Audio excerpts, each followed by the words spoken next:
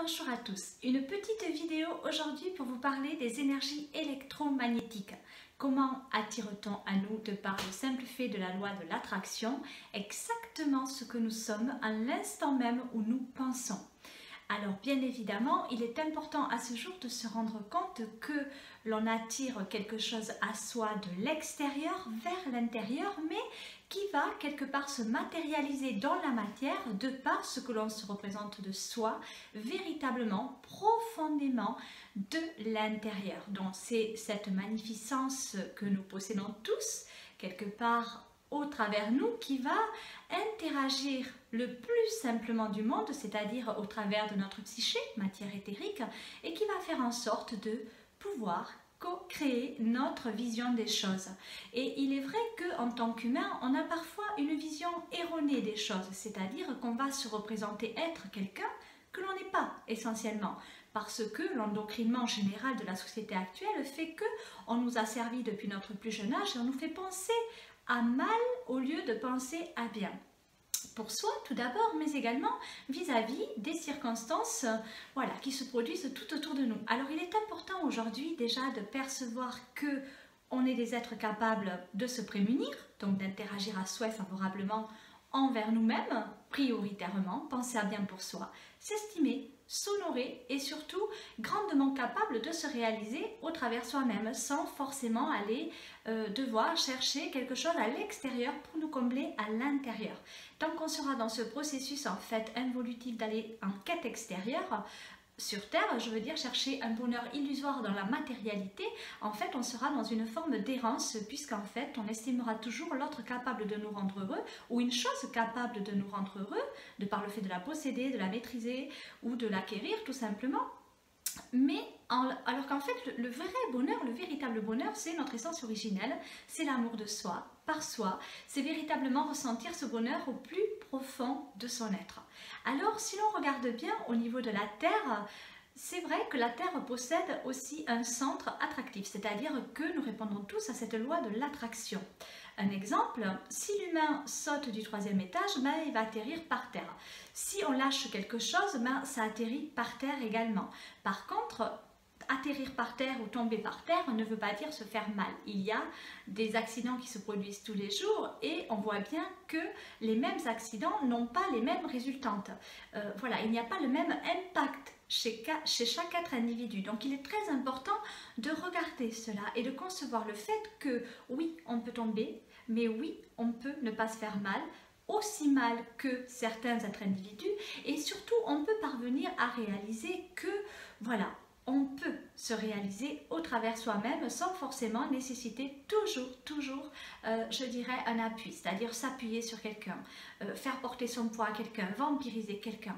On peut vraiment arriver à se révéler au travers soi de par le simple fait de penser à bien pour soi. Donc ça, c'est la priorité à ce jour, de s'estimer. Alors pourquoi est-ce que je vous parle de cette loi de l'attraction, du noyau terrestre, etc.? Tout simplement parce qu'aujourd'hui, nous est demandé de nous recentrer dans le cœur. Le cœur de la Terre, c'est son noyau. Et nous possédons également au plus profond de nous notre être de lumière qui est là, qui quelque part sait nous faire clairvoir au plus profond de nous qu'est-ce qui est bon pour nous et qu'est-ce qui ne l'est pas. Mais cela passe par l'état de conscience. Si un humain n'est pas en état de conscience, en fait, il ne peut pas percevoir ce que son âme lui dicte. Alors, comment être en état de conscience? Ça se passe uniquement par le lâcher-prise. Si on arrive à lâcher prise, en fait, on parvient à clairvoir au travers du lien de l'esprit. Sachez que votre esprit est un fil conducteur à votre âme. Si cet esprit est opacifié, vous allez moins clairvoir quelque part ce que vous dicte votre âme. Alors, on est dans le subconscient, on est dans quelque chose parfois d'inconscient, mais c'est toujours votre âme qui dicte votre conduite à tenir. Par contre, vous, en tant que conducteur de votre véhicule terrestre, vous avez décidé de vous incarner avec un potentiel. Et c'est ce potentiel qui vous permet de regarder où vous mettez les pieds pour moins trébucher, etc. L'on peut tous marcher sur le même chemin et pas se comporter de la même manière sur ce même chemin. On peut vraiment emprunter les mêmes pas que l'autre et pour autant tomber là où l'autre ne sera pas tombé. tout ça est lié à un patrimoine d'ordre génétique, effectivement, ce que l'on peut appeler également le karma. Mais le karma n'est pas quelque chose de fatidique, ce n'est pas quelque chose que quelque part qu'on subit voilà, à tort et à travers, sans de véritables raisons apparentes, mais on le subit parce que c'est comme ça, etc. Alors oui, on le subit à un temps donné, pourquoi? Parce qu'on doit se révéler au travers de l'exactitude de ce qui est profondément révélateur de notre être, c'est-à-dire prendre conscience à un temps donné qu'on a fauté, oui, d'accord, que nos parents ont fauté, oui, bon, ben, très bien, mes parents ne sont pas parfaits, mais moi non plus je ne le suis pas, et donc je dois m'évertuer à considérer mon être, à m'estimer pour ne plus tomber dans les pièges en fait, parce qu'une fois qu'on est dans la galère, une fois qu'on est dans l'épreuve de vie, ben, le principal n'est pas vraiment fondamentalement de savoir comment on va se sortir de cette épreuve-là, parce que de toute façon, on va toujours avoir une main tendue pour nous aider dans une épreuve. Donc en fait, on va avoir la possibilité de s'en sortir. Le principal, pour moi, étant de considérer le fait de parvenir à savoir et à concevoir, je dirais, le fait de comment je suis tombée là-dedans. Comment est-ce que, voilà, comment est-ce que je conçois la vie au travers moi? Pourquoi est-ce que j'ai eu un travers qui a permis quelque part déjà à ce piège de se construire sur ma route, hein, puisque c'est moi qui attire à moi, hein, toujours pareil, des expériences de vie pour me permettre de me révéler. Donc pourquoi ce piège s'est présenté à moi et surtout pourquoi je n'ai pas été assez alerte pour ne pas y tomber dedans? Pourquoi est-ce que je suis tombée dedans? Parce que quand je comprends quelque part ce travers à réguler en ma personnalité, il y a une blessure d'âme que je dois penser au travers de mes propres facultés et donc potentiel énergétique. Quand je comprends cela, je suis en conscience, donc je suis dans le lâcher prise et je vois, je clairvois, je perçois, donc j'arrive vraiment fondamentalement à avoir des bases solides, à avoir une réelle acceptation de mon incarnation pour ne plus tomber dans les pièges. Donc j'accepte ma vie telle qu'elle est. Par contre, je regarde où je mets les pieds, c'est-à-dire que je suis en conscience. Vous savez, j'emploie souvent cet exemple d'immeuble. Être en conscience, c'est comme être en haut d'un immeuble. Quand on est en haut d'un immeuble, on y voit loin, on y voit clair, on y voit vraiment beaucoup de choses, je dirais. On voit tout, en fait, d'en haut. C'est-à-dire qu'on a de l'ampleur.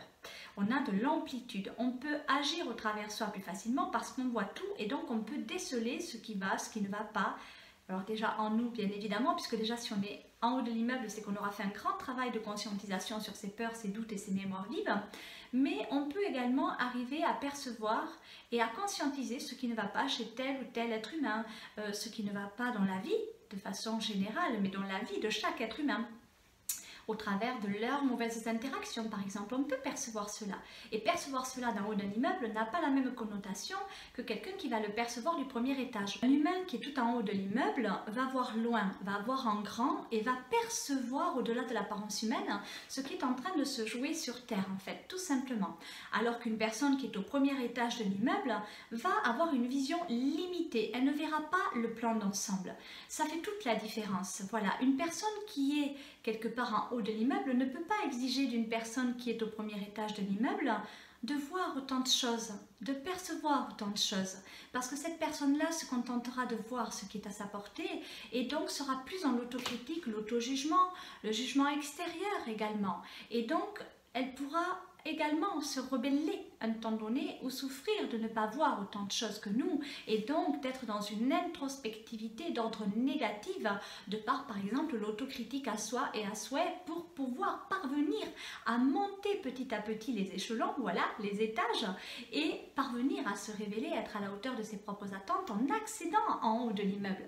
Mais c'est vrai que l'on arrive tous sur Terre avec un patrimoine génétique, comme je vous l'ai expliqué précédemment, mais ce patrimoine génétique, quelque part, correspond aussi lui-même a un potentiel énergétique. Donc chaque être humain a un potentiel énergétique et peut se réaliser avec une valeur, je dirais une valeur massive, c'est-à-dire que oui, il a un rôle à jouer au niveau de la masse de la population, mais à son niveau. Voilà, donc, et il sert aussi le plan de route quelque part, puisque sans cette personne-là, ben, une autre ne parviendrait pas à se révéler en commun accord avec celle-ci, et donc voilà, on ne parviendrait pas à expérimenter les mêmes choses. Chaque personne a une utilité, même si cela peut sembler invraisemblable. voilà, à certains d'entre nous de considérer le fait que oui, effectivement, il y a des humains qui commettent des choses horribles et qui ont une utilité. Ben oui, elles ont une utilité, bien évidemment, puisque ces choses horribles qui se produisent, c'est nous qui les créons. Donc, pour arrêter de les créer, bon, ben, il faut bien prendre conscience. Et donc, prendre conscience, ça passe aussi par le discernement. Donc, voir ce qui est bien et ce qui n'est pas bien. Quelque part, prêter attention aussi à tout ce qui se passe autour de nous. Alors je ne dis pas que le mal est nécessaire, je dis que le mal permet de voir le bien et que effectivement, plus il y aura de gens qui s'évertueront à voir le bien en chaque être individu, plus le monde pourra s'adapter à une nouvelle vibration, ce qui est le cas actuellement. La vibration de la Terre augmente, voilà, elle est décuplée, mais à nous de mettre du cœur à l'ouvrage de notre vie pour pouvoir nous révéler, être à la hauteur de nos attentes et non pas attendre un sauveur extérieur, un Dieu extérieur ou quoi que ce soit dans la matérialité d'un point de vue extérieur ou dans l'imaginaire également. Alors j'aime beaucoup ce mot imaginaire, pourquoi? Parce que l'imaginaire, voilà, c'est quelque part l'image in air, donc en fait c'est l'image dans l'air, mais l'image dans l'au-delà, je dirais, de l'apparence humaine, l'au-delà de ce que l'on va voir avec ses yeux. Donc l'imaginaire permet de co-créer, de voir et de voyager dans les espaces-temps, ce que l'on peut faire lors des voyages astraux par exemple. Alors, vous savez, cette histoire d'immeuble, voilà, passe par la considération du fait qu'il y a des humains qui ont un potentiel inférieur à d'autres, certes. Par contre, on a tous les mêmes pouvoirs, ça c'est clair. Donc en fait, oui, celui qui est en bas de l'immeuble peut accéder en haut de l'immeuble. Et il a besoin de l'aide de ceux qui sont arrivés à monter tous ces paliers, voilà, pour montrer l'exemple. Voilà, écoute, tu vois, moi j'ai fait ça, ça, ça, ça, je suis arrivée à là parce que j'ai procédé comme ci ou comme cela. Voilà, donc si moi j'ai pu le faire, tu peux le faire. Voilà, avec tes moyens, à ton rythme. Ça, c'est très important de respecter, je dirais, un temps donné, les moyens et le rythme d'autrui. On ne peut pas quelque part forcer autrui à aller aussi vite que nous parce qu'il n'a pas le même potentiel. Encore une fois, c'est comme un réservoir de voiture en fait. Voilà, bon, mais celui qui a le plein, il va pouvoir aller loin, il va pouvoir rouler plus vite, etc. Appuyer sur le champignon. Voilà. Mais quelqu'un qui a très peu d'essence dans le réservoir, ben, va pouvoir parcourir une courte distance et puis il faudra qu'il soit prudent parce qu'il peut tomber en panne d'essence, etc. Donc le but c'est d'arriver à lui montrer comment faire le plein, comment est-ce qu'il peut accéder le plus rapidement que possible à une station d'essence et faire le plein à sa voiture pour pouvoir avoir de l'énergie et puis acquérir en potentialité. Voilà, il va pouvoir se déplacer. Et quand l'humain peut se déplacer, ben en fait, il prend conscience qu'il peut aller à un autre endroit, qu'il peut voyager, qu'il peut aller plus vite, plus loin, etc. Alors c'est vrai que voilà, la Terre est un merveilleux exemple pour moi d'incarnation. Pourquoi? Parce que tout nous autorise et nous permet de nous incarner avec un potentiel. Donc on a ce noyau terrestre qui nous attire au centre de la Terre quelque part. Donc en fait on est toujours attiré vers la Terre. Voilà. Donc on s'est incarné, oui, avec cette loi de l'attraction, oui. On correspond tous quelque part à un processus qui attirons à nous des énergies catalytiques plus ou moins positives, oui. Et nous créons tous à souhait, oui, de la matière par la matière, éthérique principalement, énergétique au travers d'un corps humain. Mais pour pouvoir quelque part matérialiser cette énergie cosmique dans la matière, il faut aller la chercher. Voilà, et la ramener en son centre, c'est-à-dire qu'on s'est incarné donc en répondant à cette loi de l'attraction. Donc en fait, on pense, on catalyse, donc on va rejoindre dans le cosmos une polarité, positive ou négative, et on attire à nous cette résultante. Mais c'est nous, en tant qu'êtres humains, qui menons la danse sur Terre. C'est-à-dire qu'on est dans cette matrice, et que dans cette matrice, quelque part, on est comme protégé par cette loi de l'attraction. Le libre arbitre, voilà, également. Ça se rejoint. Libre arbitre, loi de l'attraction. J'ai le libre arbitre, j'ai tout pouvoir, je pense, je crée, j'attire à moi tout simplement de façon libre, parce que l'amour est libre. Donc en fait, je pense à chaque instant, et j'attire à moi à chaque instant. Je crée à chaque instant. Donc je participe à la co-création du monde, oui, à chaque instant.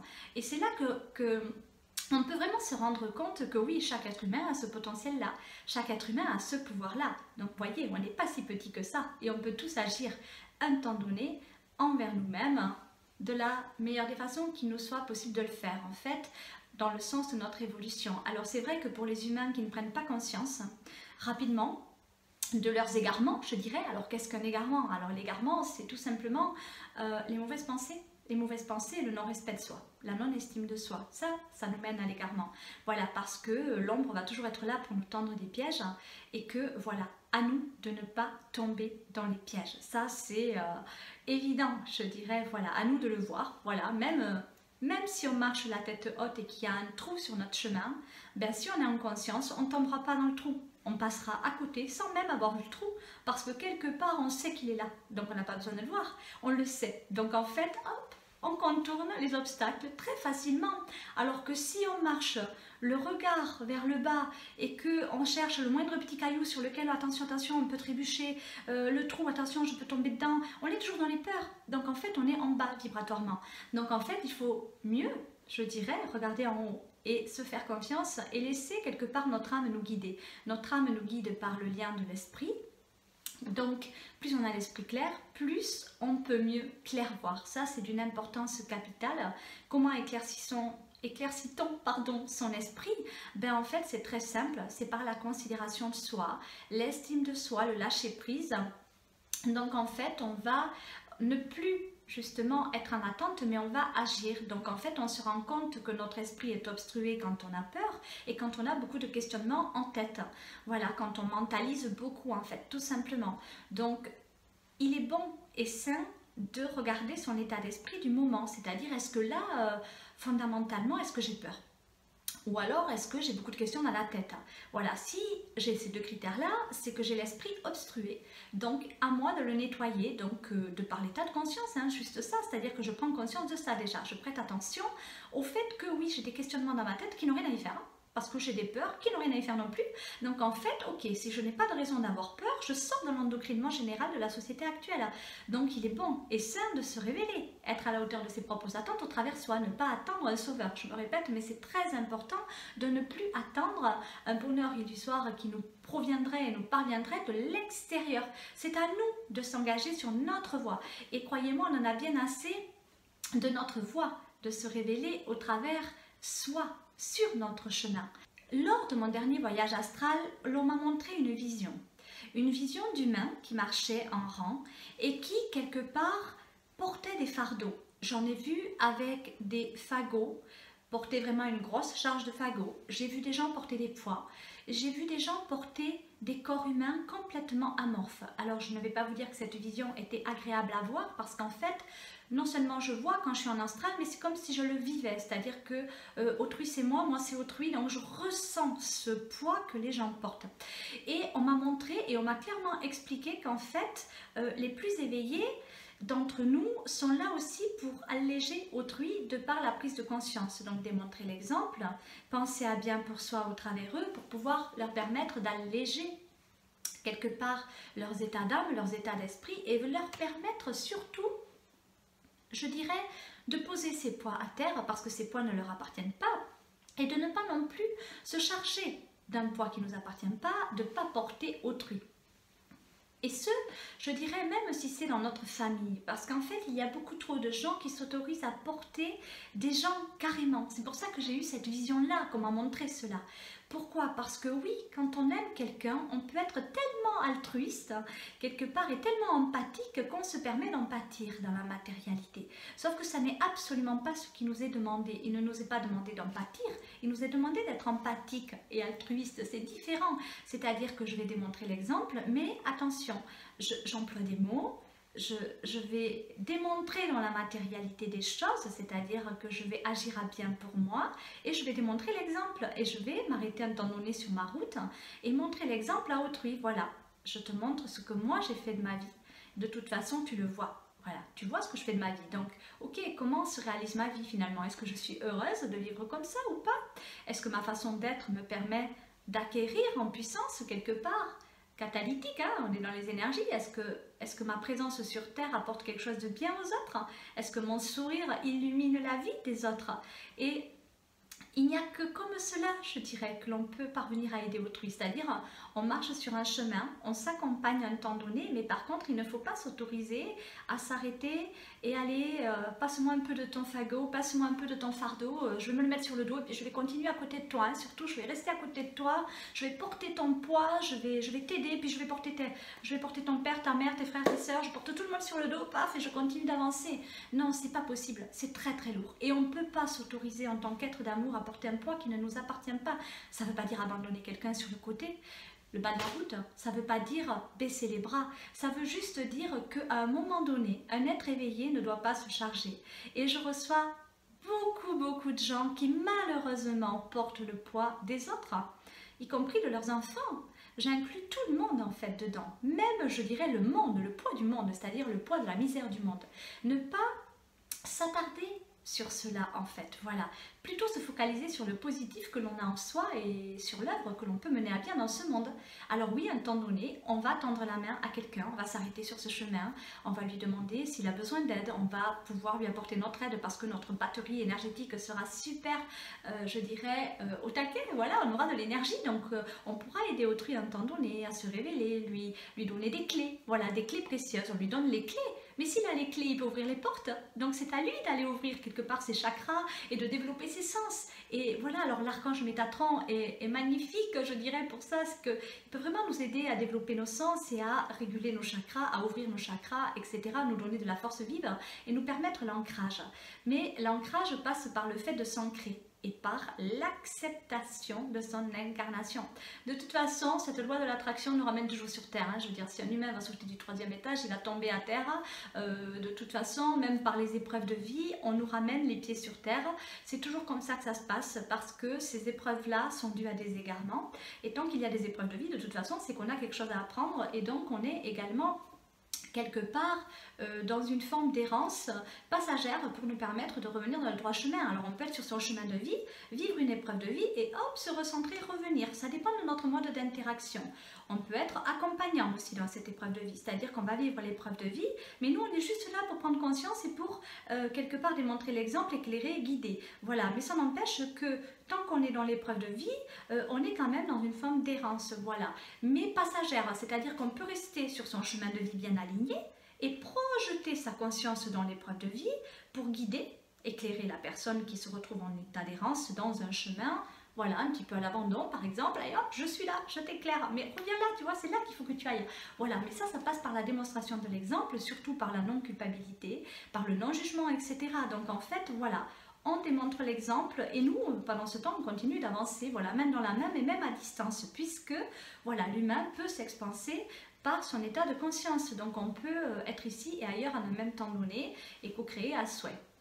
Donc il est très important de s'estimer capable de s'honorer et vraiment de se révéler. La majorité des humains à aujourd'hui subissent l'endocrinement et l'asservissement, d'accord? Donc en fait, c'est comme dans une métaphore que j'emploie également souvent, c'est que l'humain a la tête sous l'eau. Donc c'est clair, asservissement, endocrinement, l'humain a la tête sous l'eau. Mais il suffit de se rendre compte qu'on a une main qui nous appuie fortement sur la tête et qui nous induit, qui nous pousse à rester la tête sous l'eau. Voilà, c'est ça l'endocrinement et l'asservissement. C'est genre, pouf, on nous met la tête sous l'eau. Mais si on se rend compte qu'il y a cette main-là, et que moi je suis souverain, et que moi je sais que j'ai pied, et que j'ai pas à avoir la tête sous l'eau, ben en fait, plouf, je réalise que, et hop, c'est comme si cette main, elle disparaissait. Tout se désintégrait au-dessus de moi, je n'ai plus de poids, ni sur mes épaules, ni sur ma tête. Et donc en fait, je peux relever la tête, et je me rends compte qu'en fait, ben, j'ai la tête au-dessus de l'eau. Voilà, et quand j'ai la tête au-dessus de l'eau, ben en fait, il n'y a plus de brouhaha, il n'y a plus de houle, tout est clair, je vois loin. Et quand je suis en conscience, l'eau est calme. Alors je peux aller tranquillement en marchant sur la berge. Aujourd'hui, il ne nous est plus demandé de nager et de nous fatiguer pour aller sur la berge. Il nous suffit de penser, de co-créer et d'obtenir. Voilà, il n'y a plus de karma depuis 2012. Donc il est très important de concevoir le fait qu'il nous suffit vraiment de prendre conscience pour accéder à la berge sans se fatiguer. Alors, comment est-ce qu'on peut accéder à cette berge, je dirais le plus simplement du monde, sans passer par un état de colère avant d'y arriver? Parce qu'il y a des gens qui se rendent compte qu'on leur a maintenu la tête sous l'eau, d'accord? C'est ce que j'appelle les petits moutons noirs. On leur maintient la tête sous l'eau, mais ils vont se rebeller parce que justement ils se rendent compte qu'il y a quelqu'un de méchant qui m'a mis la tête sous l'eau. non, ce n'est pas quelqu'un de méchant, c'est quelqu'un d'asservi lui-même à son tour par une entité supérieure. Et cette entité supérieure peut être humaine liée à un état d'endocrinement général, mais elle peut également être d'ordre satanique et antiterre. Il ne faut pas oublier que l'humain croit, vraiment pense se trouver en haut de la chaîne alimentaire, mais pas du tout. Pas du tout, voilà, c'est clair. L'humain n'est pas le plus puissant du monde. L'humain est une création, une créature, au même titre que toutes les autres créatures. Donc en fait, à nous de nous révéler et d'être vraiment à la hauteur que l'on pense être, je dirais, mais cela passe par le respect de soi pour s'honorer. Sinon, ben en fait, on va être dans la dualité. Et même les plus haut placés de ce monde sont dans une forme de dualité et d'asservissement notoire aussi. Alors il est bon de percevoir qu'en fait, ben, on agit tous plus ou moins à mal à un temps donné, et quand on parvient à considérer le fait que nous-mêmes on peut se tromper, on peut, je dirais, compatir à ce que autrui puisse aussi tomber dans certains pièges, voilà, même s'ils n'ont pas la même ampleur, tout simplement. Donc il est très important de se respecter, et dans des cas où on se rend compte qu'on nous a appuyé la tête sous l'eau, que cette personne n'était pas très cool, ben effectivement on se rend compte, on perçoit que cette personne n'est pas très cool, mais on perçoit quoi en fait? Finalement, on perçoit l'énergie qu'elle porte, c'est-à-dire, voilà, est-ce qu'elle a une bonne énergie, est-ce qu'elle a une moins bonne énergie, etc. Et comment est-ce que je peux l'aider, en fait, au travers moi, à devenir plus bon que mauvais, en fait. C'est juste ça, en fait, le décalage. Et c'est vrai que ce que je voulais dire en parlant des moutons noirs rebelles, c'est que, oui, on peut à un temps donné se rendre compte de tout cela et avoir une forme de rébellion parce qu'on se rend compte qu'on a été vraiment endocriné, vraiment asservi, et que l'on est encore endocriné et asservi à ce jour à tour de rôle, à des degrés différents parce qu'on a un potentiel différent. Mais quand on parvient à considérer le fait aussi qu'on peut se révéler et qu'on peut aider les autres à se révéler, mais en fait on se rend compte qu'on est vraiment le monde au travers soi, et que si on se change soi, on peut changer le monde. Alors il ne sert à rien de se rebeller quand on arrive juste à sortir la tête de l'eau. Pourquoi? Parce que si on se rebelle, ben, il va y avoir des vagues. Il va y avoir des vagues, et quand il y a des vagues dans l'océan, bon, ben, pouf, et si on n'a que la tête qui dépasse, on va se prendre des vagues dans la tête, et puis on va boire la tasse, et à un moment donné, ça va être trop dur d'avancer jusqu'à la berge en prenant sans cesse des mouvements d'eau sur le visage. Donc en fait, c'est pour ça qu'il faut rester calme. Parce que si nous on reste calme, l'eau est calme, et donc on peut accéder beaucoup plus facilement dans l'entraide objective jusqu'à la berge. Alors voilà ce que je voulais vous dire par rapport à cette loi de l'attraction, par rapport à ces énergies électromagnétiques. N'oubliez pas qu'elles sont partout, jusque dans votre poste de télé. Donc en fait, quand vous regardez la télé, bon, ben, vous êtes envahi d'ondes. Il y a de l'énergie partout, on ne la voit pas, mais elle est là, elle est présente, enfin on ne la voit pas pour certains d'entre nous, puisque moi je la vois. Donc voilà, donc on voit l'énergie, on voit les auras de chaque objet, etc. On peut tout voir, et cette énergie se déplace, voilà, elle ne reste pas, je dirais là, immobile, non, l'énergie se dépasse, l'énergie se déplace, pardon, et communique avec nous, c'est-à-dire qu'elle a un pouvoir d'interactivité, et c'est nous qui lui autorisons ce pouvoir d'interactivité au travers de notre façon de penser. On pense à bien, on agit à bien, on est en état de conscience, on ne se laisse plus endocriner, et surtout on possède de plus en plus de potentiel pour parvenir à se révéler, parvenir à être en pleine forme, je dirais, mentale et physique aussi, puisque n'oublions pas que tout est matière éthérique et que le psyché est une matière éthérique de l'humain qui nous permet de penser et de nous honorer au travers de notre mode de pensée. Donc le mode de pensée quelque part va aussi induire une action derrière, donc il est très important de penser à bien pour pouvoir agir à bien dans la matérialité. Alors c'est vrai qu'on nous oblige à nous incarner dans cette vie, qu'on le veuille ou non, à accepter notre incarnation, qu'on le veuille ou non, parce que voilà, c'est, je veux dire, cette loi vraiment de l'attraction qui fait que on nous ramène les pieds sur terre. Donc il est évidemment opportun également de maintenir un bon ancrage, donc ça passe vraiment par comment dire, avoir une activité physique qui nous correspond, donc un travail qui nous correspond, et ne plus être enfermé du matin au soir dans une boîte. Voilà, on dort dans une chambre, on vit dans une maison, on prend la voiture, on est encore enfermé, on va au travail, on est enfermé, on sort du travail, bon ben allez, à la limite on va récupérer nos enfants qui ont été enfermés toute la journée, on les met dans une boîte, ainsi de suite, on rentre à la maison, et tout ça pourquoi? Pour finir dans une boîte. Donc en fait c'est vrai que on est tous plus ou moins endocrinés dans ce monde, mais il est temps, vraiment temps de s'honorer, de se révéler au travers soi pour ne plus subir ce genre d'endocrinement, et cela passe par l'état de conscience. L'état de conscience, vous savez, c'est très facile en fait, c'est juste être là. Voilà, je suis là, je ne suis pas demain, je ne suis pas hier, je suis juste là. Et lorsque je suis là, en fait, je parviens à me rendre compte que tout n'est pas si dramatique que ça, là, dans l'instant. Qu'est-ce que je peux faire si je suis quelque part dans un guêpier? Qu'est-ce que je peux faire pour m'en sortir, pour ne pas être piqué? Voilà. Qu'est-ce que je peux faire pour ne pas être atteint? Qu'est-ce que je peux faire moi, au travers moi, pour agir à bien au travers moi? Principalement, le bien à autrui se fera automatiquement, parce que quand on est dans l'amour, on a envie quelque part d'être dans l'amour avec tout le monde, mais l'amour de soi. Voilà, il y a beaucoup trop de gens qui sont des vrais amours et qui ne s'estiment pas. Alors ils vont être dans l'altruisme, oui, mais ils vont s'oublier et donc ils vont perdre en énergie parce qu'on va profiter d'eux, parce qu'on va les vampiriser, parce que ce sont des êtres d'amour qui font passer les autres avant eux et donc on leur prend leur énergie à un temps donné et on leur ponctionne de l'énergie. Mais avec la loi du consentement, c'est-à-dire que ces personnes autorisent cela juste de par, voilà, la non-considération de leur être et la non-estime d'eux. Puisque quand on se fait vampiriser, c'est que quelque part on gaspille un petit peu notre énergie, on la perd. Voilà, elle se perd cette énergie. C'est comme s'il y avait des fuites énergétiques, hein, parce qu'on n'est pas assez protégé par notre aura. Et c'est très important de nous blinder, je dirais, sur le plan énergétique. N'oubliez pas que le chakra du cœur est relié au thymus, donc nos défenses immunitaires. Donc plus on est dans la pensée positive et pas du tout dans la peur, plus on va acquérir, je dirais, en puissance au niveau de nos cellules. Voilà, nos cellules vont être de plus en plus actives, donc dévouées à notre bien-être tout simplement. Et donc ça va faire comme un barrage, je dirais, à tout ce qui est d'ordre électromagnétique, mais négatif. Voilà, les énergies négatives ne pourront plus du tout nous infiltrer. Voilà, donc plus on est dans la positive attitude, plus on s'élève vibratoirement. C'est pas toujours facile de rester aligné, voilà, je vous l'ai déjà dit, mais c'est comme marcher sur un fil. Quand on marche sur un fil, on peut tomber quelque part, à chaque instant. Par contre, on n'est pas obligé de se faire mal. Pourquoi? Parce que quand on est très élevé vibratoirement, tomber d'un fil, ça veut dire quoi? Tomber de 20 cm. Je ne vais pas me faire mal si je tombe de 20 cm. Par contre, quand on est un petit peu dans des énergies basses, ben c'est le contraire qui se passe. C'est comme si on tombait de plus haut, justement. Et là, oui, on peut se faire mal parce qu'on n'a pas forcément le discernement qui va avec la chute. Et pourquoi je suis tombée, et pourquoi, voilà. Et donc, si on ne comprend pas pourquoi on est tombé, c'est plus difficile de se relever. Par contre, si on comprend pourquoi on est tombé, on peut de suite prendre conscience et travailler sur soi. Je vous souhaite à tous et à toutes une merveilleuse prise de conscience sur cette vidéo, sur la loi de l'attraction, sur les énergies électromagnétiques. N'oubliez pas que tout ce qui vient quelque part de l'extérieur, tout ce qui vous arrive provient quelque part de votre état intérieur. On attire à soi exactement ce que l'on est, non pas ce que l'on pense être.